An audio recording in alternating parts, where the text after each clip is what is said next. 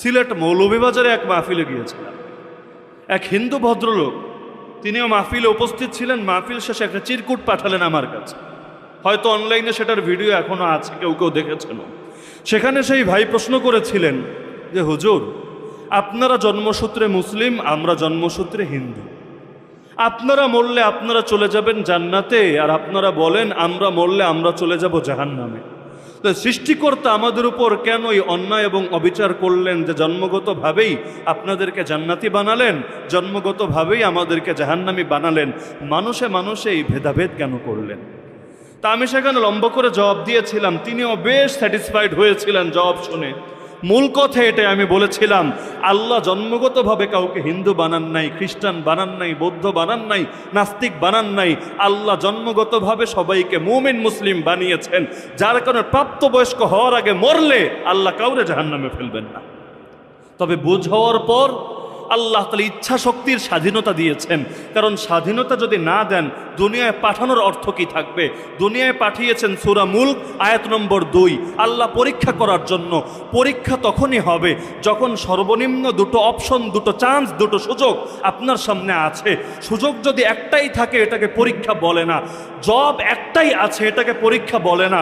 পরীক্ষা তখনই হবে যখন অন্তত দুই অপশনের যে কোনো একটা বেছে নেওয়ার স্বাধীনতা থাকবে। তা আল্লাহ তাআলা হক বাতিল চিনিয়েছেন, নবী দিয়েছেন, রাসূল দিয়েছেন। রাসূল চলে গেলেও রাসূলের ওয়ারিস রেখেছেন। হর জামানায় হকের পথের আহ্বায়ক আল্লাহ রেখে দিয়েছেন। আর প্রত্যেকের ভেতর আল্লাহ আকল দিয়েছেন, বিবেক দিয়েছেন, বুদ্ধি দিয়েছেন, যেখানে এসে অন্যান্য প্রাণীদের সঙ্গে আমাদের পার্থক্য আর আমাদের শ্রেষ্ঠত্ব। এরপরও যে জেনে বুঝে জন্মগত যোগ্যতাকে উপেক্ষা করে বাতিল ধর্মকে গ্রহণ করে নিবে, আল্লাহ তাআলা তাকে জাহান্নামে নিক্ষেপ করবেন তার স্বাধীন ইচ্ছা শক্তির অপব্যবহারের কারণে। জন্মগত কারণে না, স্বাধীন ইচ্ছা শক্তির অপব্যবহারের কারণে। ইরানের একটা এলাকা, এখনো ইরানের অন্তর্ভুক্তি ইস্পাহান, যে ইস্পাহান থেকে, বাংলাদেশে তো চাও মনে হয় পাওয়া যায় ইস্পাহানে, মির্জাপুর, এই ইস্পাহান এলাকা থেকেই সর্বপ্রথম দাজ্জালের প্রকাশ ঘটবে। দাজ্জাল তো এখনো আছে, জানেন তো আপনারা। দাজ্জালের জন্ম কবে হয়েছে আল্লাহ ভালো জানেন। আল্লাহর নবীর যুগেও দাজ্জাল ছিল। সহিহ মুসলিম, বুখারী শরীফের পরেই যার নাম আসে মুসলিম শরীফ। মুসলিম শরীফের মধ্যে সাহাবী তামিম দারি রাদিয়াল্লাহু আনহু থেকে হাদিস বর্ণিত আছে, তিনি দেখেছেন নিজ চোখে দাজ্জালকে। সমুদ্রে গিয়েছিলেন, হঠাৎ ঝড়ের কবলে পড়ে দিক হারিয়ে তারা একটা দ্বীপে গিয়ে উঠেছিলেন। সেই দ্বীপে সচক্ষে তিনি দাজ্জালকে দেখে এসেছেন। এসে যখন আল্লাহর নবীকে হাদিস শুনিয়েছেন, নবী পর্যন্ত এটা সত্যায়ন করেছেন যে সে দাজ্জাল। তা নবীর যুগেই যদি দাজ্জাল জিন্দা থাকে, এখন তো আর মুর্দা হওয়ার কারণ নাই, তার তো মরণ একবারই হবে। আল্লাহ নবী ঈসা আলাইহিস সালামের হাতে এত লম্বা হায়াত আল্লাহ তাআলা তাকে দিয়ে দিয়েছেন। তো এই দুনিয়ার মধ্যে দাজ্জাল প্রথমে বের হবে ইস্পাহান এলাকা থেকে। সেখানে 40,000 ইহুদিদের বিশেষ একটা পোশাক আছে, তৈলাসান। আমাদের যেমন বিশেষ পোশাক পাগড়ি, আমাদের যেমন বিশেষ পোশাক হলো বিশেষ ধরনের আল খেল্লা, যেটা অনেক খতিব সাহেবরা জুম্মার দিন পরেন। একইভাবে ইহুদিদের এক ধরনের বিশেষ চাদর আছে, নাম হলো তৈলাসান। আল্লাহ নবী নিজে বলেছেন, তৈলাসান মাথায় দিয়ে 40,000 ইহুদি ইস্পাহান এলাকা থেকে দাজ্জালের সঙ্গী হবে। সেই ইস্পাহানের অধিবাসী ছিলেন সালমান রাদিয়াল্লাহু আনহু। তার 14 গোষ্ঠী, তার বংশের লোক, এলাকার লোক সকলে ছিল আগুন পূজারী। আরবিতে বলে মাজুসি, জরাথুস্রবাদ। আগুন পূজারী মানে কি? তারা মনে করে শক্তির মূল উৎস হলো আগুন। আগুনকে যদি পূজা করি তাহলেই আমাদের জিন্দেগি কামিয়াব হয়ে যাবে।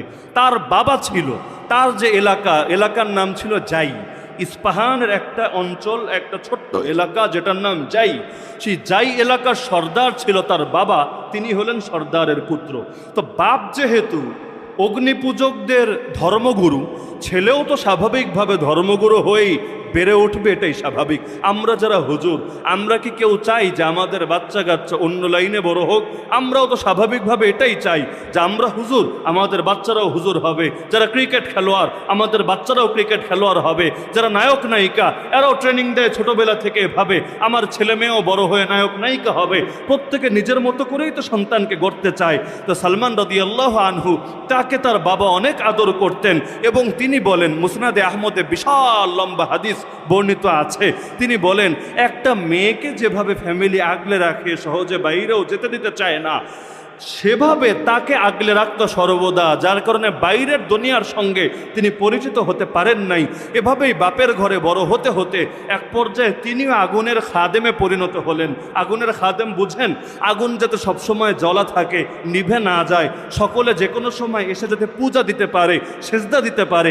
আজকাল মাজারে যেভাবে এই কাজ হয়, সন্ধ্যা হলেই মোমবাতি জ্বালানোর আলাদা লোক থাকে না? যদি জিজ্ঞেস করেন কোন যুক্তিতে মোমবাতি জ্বালাও, যে কবরে অন্ধকার, যদি মোমবাতি জ্বালাই আলো জ্বলবে। যদি যুক্তি এটাই হয়, তাহলে সূর্যের আলো তো মাটির ভেতরে পৌঁছায় না, দিনের বেলাও কেন তোমরা মোমবাতি জ্বালিয়ে রাখো না? আর এই আধুনিক যুগে এসে উপরে মোমবাতি জ্বালানোর দরকার কি? ভেতরে লাইটের সিস্টেম করে দাও, ভেতরে জেনারেটর দিয়ে দরকার হলে সার্বক্ষণিক লাইনের ব্যবস্থা করে দাও, কিন্তু উপর দিয়ে জ্বালাবা মোমবাতি আর কবরকেও ঢেকে রাখি ইট বালু সিমেন্ট দিয়ে। ওদের কবরগুলো তো পাকা থাকে একেবারে। তাহলে এই আলোর সাথে ভেতরের আলোর কি সম্পর্ক? বাহ্যিক কোনো সম্পর্ক নাই, সম্পর্ক এক জায়গায়। এরা নিজেদেরকে ডাইরেক্ট আগুন পূজারী বলতে পারে না, কিন্তু আগুন পূজারীদের যে আদর্শ ছিল তারাও একই আদর্শ লালন করে। তো তিনিও বড় হচ্ছিলেন এভাবে আগুনের খেদমত করে করে। তার বাবার একটা বিশাল বাগান ছিল। এখন যেমন রাজশাহী, নওগাঁর এলাকা, চাঁপাইনবাবগঞ্জের এলাকার লোকদের বিশাল বিশাল আমবাগান থাকে, তার বাবারও একটা বাগান ছিল। একদিন বাবা নির্মাণ কাজে ব্যস্ত ছিল, থাকার কারণে বাগানে নিজে তদারকি করার জন্য যেতে পারছিল না।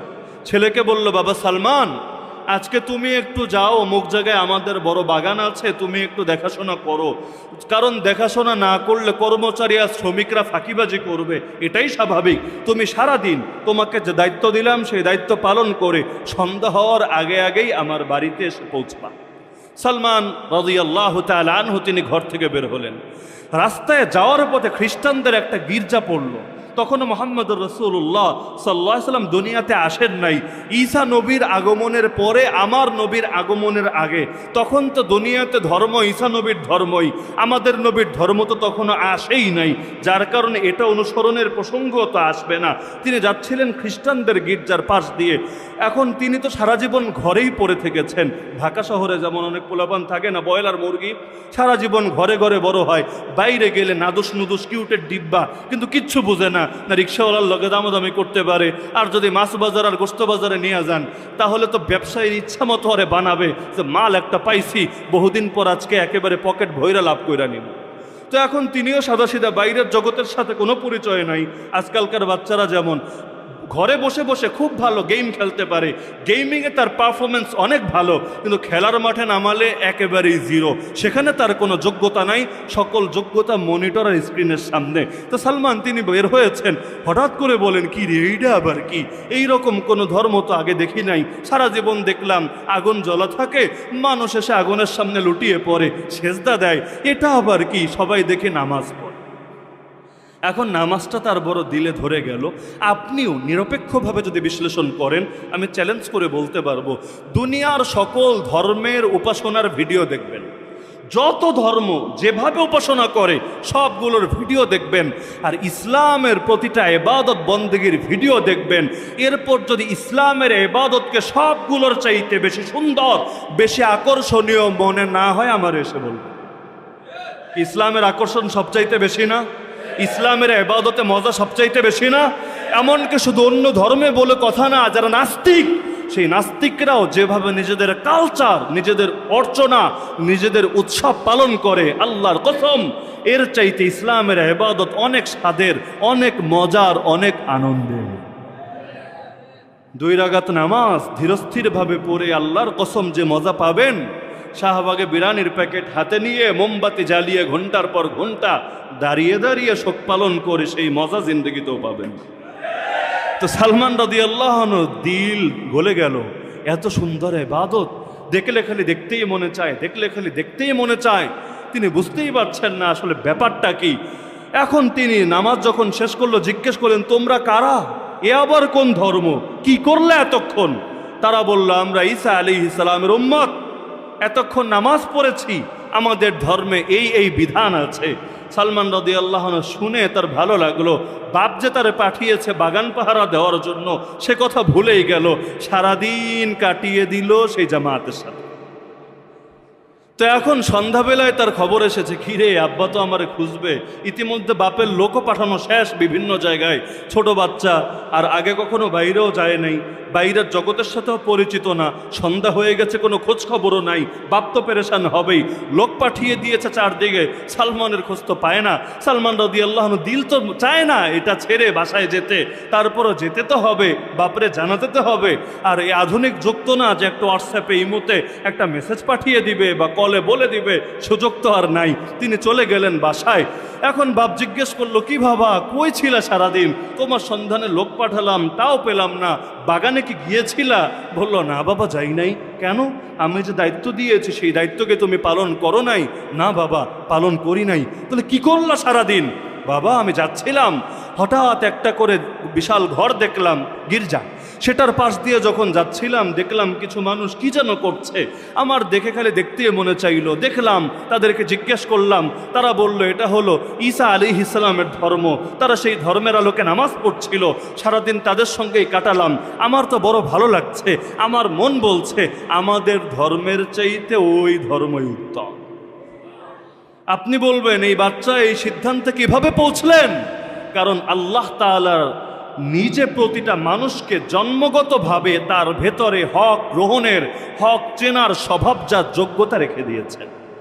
রাসূলুল্লাহ সাল্লাল্লাহু আলাইহি ওয়াসাল্লাম সহিহ হাদিসে বলেছেন, কুল্লু মাউলুদিন ইউলাদু আলাল ফিতরা, প্রতিটা নবজাতক সত্য গ্রহণের স্বভাবজাত যোগ্যতা নিয়ে জন্মগ্রহণ করে, যার কারণে নাবালেগ অবস্থায় যদি কেউ মারা যায় আল্লাহ তাআলা জাহান্নামে ফেলবেন না। বুঝ হওয়ার পর, প্রাপ্তবয়স্ক হওয়ার পর নিজে যারা জাহান্নামকে কামাই করে আল্লাহ তাআলা তাদেরকে জাহান্নামে নিক্ষেপ করবেন। তো সালমান রাদিয়াল্লাহু তাআলা আনহু তিনি বললেন, না বাবা আমার মন সায় দেয় সেই ধর্মই উত্তম আমার ধর্মের চাইতে। বাপ বলে, আরে না, দুনিয়ার সবচাইতে শ্রেষ্ঠ ধর্ম আমাদের আগুন পূজার ধর্ম। কিন্তু দিল তো মানে না। ওদিকে বাপও তো চেহারা দেখে বুঝতে পারছে যে তার 2 নম্বর ভণ্ডামির কথায় ছেলে আশ্বস্ত হচ্ছে না। এবার বাবা তার পায়ে শিকল পরিয়ে রাখলো, সালমান খবরদার, ঘরের বাইরে আর যাবি না, ওই সমস্ত লোকদের সঙ্গে জিন্দগিতেও আর মিশবি না। তিনি তার এক বিশ্বস্ত লোক দিয়ে খবর পাঠালেন গির্জায়, শোনো তোমাদের এই ধর্মের মূল কোথায় আমাকে বলো। খবর আসলো এই ধর্মের মূল শিকড় হলো শামে। আমাদের ইসলামের মূল যেমন মক্কা মদিনা, সেখান থেকে এসেছে। আল্লাহ নবীও জানিয়েছেন কিয়ামতের আগেও ইসলাম আবার গুটিয়ে সেই মদিনায় গিয়ে উপনীত হবে। তো খ্রিস্ট ধর্মের মূল তারা বলল শামে। তিনি অনুরোধ পাঠালেন, তাহলে সেই শাম, শাম মানে বর্তমান ইয়ামান, ফিলিস্তিন, সিরিয়া, লেবানন, এই সবগুলো এলাকা নিয়ে তৎকালীন শাম গঠিত ছিল। যে শাম থেকে যদি কোনো ব্যবসায়ী কাফেলা আসে, বণিক দল আসে, আমারে একটু খবর দিবা, আমি তাদের সঙ্গে শাম দেশে যাব। তো কিছুদিন পর তারা লোক পাঠালো। কেউ নতুন ধর্মগ্রহণ করলে সেই ধর্মের লোকেরা তাকে সাহায্য করার চেষ্টা করে, এটাই স্বাভাবিক। কেউ মুসলিম হলে আপনারা তাকে সাহায্য করেন না, কেউ হিন্দু হয়ে গেলে ইসকন তাকে সাহায্য করে না, কেউ নাস্তিক হয়ে গেলে বাইরের দেশগুলো পর্যন্ত তারা সাহায্য করে না, মুসলমান মাজলুম হয়ে মরলেও তারা কেউ আশ্রয় দিতে চায় না। আর নাস্তিকরা ভুয়া গিয়ে যদি ওদেরকে বলে আমাদের জানের নিরাপত্তাহীনতায় ভুগছে আমরা, ওদেরকে দুনিয়ার শ্রেষ্ঠ শ্রেষ্ঠ দেশগুলোতে নাগরিকত্ব পর্যন্ত দিয়ে দেয়। তো তারা বলল ঠিক আছে আমরা আসলে জানিয়ে দিব। এখন এক বণিক দল আসলো শাম দেশ থেকে, তারা খবর পাঠালো সালমান ফারিসি রাদিয়াল্লাহু আনহুর কাছে। হকের তলব কিভাবে একজন মানুষকে হকের কাছে নিয়ে পৌঁছায়, প্রতিটা ধাপ খুব ভালোভাবে বোঝার চেষ্টা করবেন। সালমান রাদিয়াল্লাহু আনহু বলেন ঠিক আছে, ওদের ব্যবসা বাণিজ্য শেষ হোক, যখন ওরা ফিরবে, যেদিন ফিরবে আমারে জাস্ট একটা মেসেজ পাঠাবা, বার্তা পাঠাবা, আমি ওদের সঙ্গে হিজরত করার জন্য রেডি আছি। তারা খবর পাঠালো যেদিন সেই ব্যবসায়ী কাফেলা শাম দেশে ফিরবে, তিনি তার বিশ্বস্ত লোকের দ্বারা পায়ের শিকল খুলালেন, বাপরে না জানিয়েই তিনি হিজরত করলেন সেই কাফেলার সঙ্গে। তারা তাকে নিয়ে চলে গেল শাম দেশে। সেখানে তিনি একটা গির্জায় গিয়ে উঠলেন। তাদেরকে আগেই জিজ্ঞেস করেছিলেন, খোঁজখবর নিয়েছিলেন যে বর্তমানে শামের সবচাইতে বড় হুজুরকে, সবচাইতে বড় আলেমকে। তারা বলেছিল আল আসকুফু বিল কানিসা, অমুক গির্জার মধ্যে অমুক যে পুরোহিত আছে সেই হলো সবচাইতে বড় আলেম। এখন তিনি গিয়ে তার কাছে অনুমতি চাইলেন, হুজুর আপনি যদি অনুমতি দেন আমি আপনার খেদমতে থাকব, আপনার কাছ থেকে ধর্ম শিখব, ইলম শিখব, সালাত আদায় করব, ধর্মের বিধিবিধানগুলো আমি মেনে চলব। তিনি বললেন ঠিক আছে, তোমাকে আমার শিষ্য হিসাবে কবুল করলাম, তুমি থাকতে থাকো। তিনি থাকতে শুরু করলেন, কিন্তু কিছুদিনের মধ্যেই তার অন্তরে একটা বিষয় গভীরভাবে রেখাপাত করল। তিনি খোঁজ খবর নিয়ে এবং নিজের চোখের আলোকে দেখতে পেলেন যে যেই পুরোহিতের অধীনে তিনি আছেন সেই পুরোহিত একটা বাটপার। কেমন বাটপার? সে মানুষকে বলে আল্লাহর পথে দান করো, সদকা করো, গরিব দুঃখীকে অর্থ দাও, নিঃস্বকে সাহায্য করো, অর্থ ব্যয় করো। তো মানুষ তার কথা শুনে উদ্বুদ্ধ হয়ে যখন টাকা দেয়, পয়সা দেয়, সেই টাকাগুলো গরিব দুঃখীর মধ্যে বিতরণ না করে নিজের বিশেষ জায়গায় লুকিয়ে রাখে।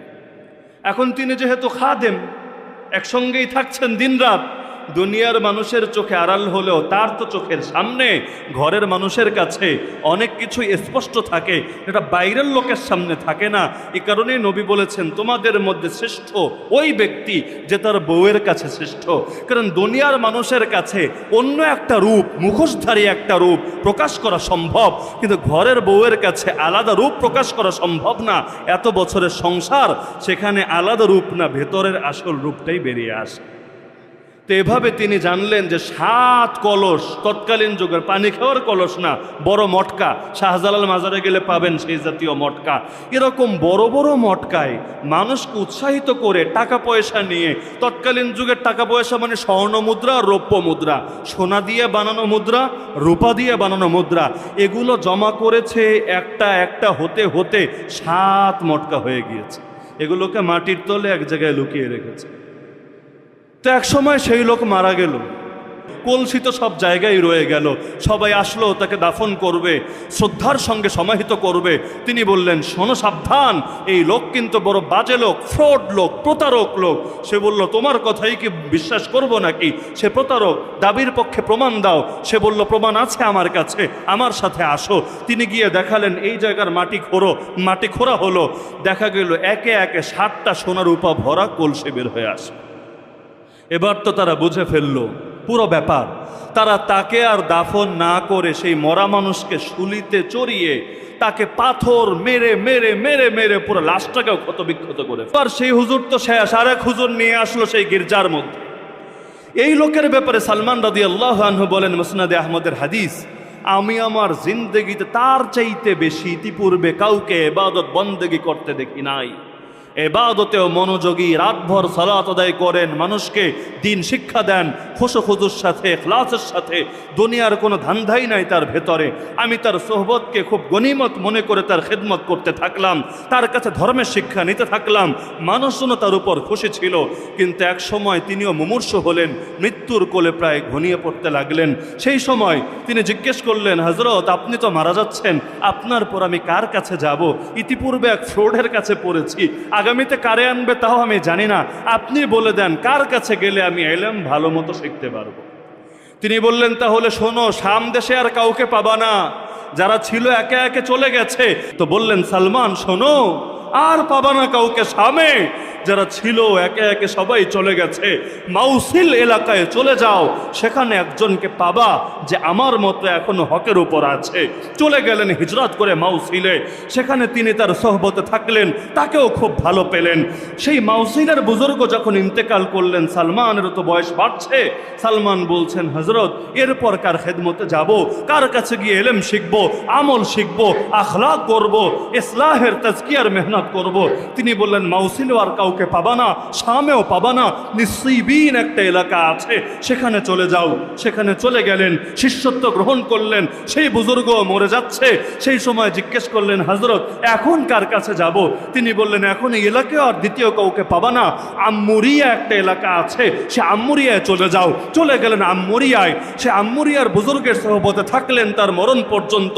তিনি যখন মুমূর্ষ মরেন অবস্থা, এবার জিজ্ঞেস করলেন সালমান ফারিসি, হযরত এবার আমি কার কাছে যাব আপনি বলেন? আম্মুরিয়ার বুজুর্গ বলল আর কেউ নাই আমার জানা মতে, আমি যার কাছে তোমাকে রেফার করতে পারি। সালমান রাদিয়াল্লাহু আনহুর উপর আসমান ভেঙে পড়ল। এত বছর মেহনত করেছেন, অহংকারে এখনো ভোগেন নাই। আমাদের মতো না যে 40 দিন আর 3 মাস 4 মাস দেওয়ার পরেই এতটা অহংকারে ভোগে যে এখন আর ইমামের ইমাম মনে হয় না, আলেমকেও আলেম মনে হয় না, ওলামায়ে কেরামের মুখের উপর বেয়াদবি করতেও দ্বিধা করে না। তার ভাব এমন মনে হতে থাকে এই হুজুররা 16 বছর মাদ্রাসায় পড়ে কি শিখেছে, আমি তো 4 মাস এর চাইতে বেশি শিখে ফেলেছি। নাউযুবিল্লাহ, আফসুস, শত আফসুস এই সমস্ত অহংকারকারীদের প্রতি। এরকম অহংকারী নাই, এরকম অহংকারী নাই। ইবাদতে অহংকার ঢুকলে ইবাদতি মানুষের পতনের কারণ হয়ে যায়।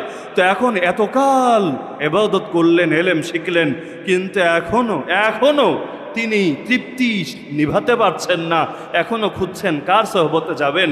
কিন্তু আম্মুরি আর সেই বুজুর্গ লাস্ট বাক্য বলল, তবে শোনো সালমান, ভয়ের কারণ নাই, পেরেশানির কারণ নাই।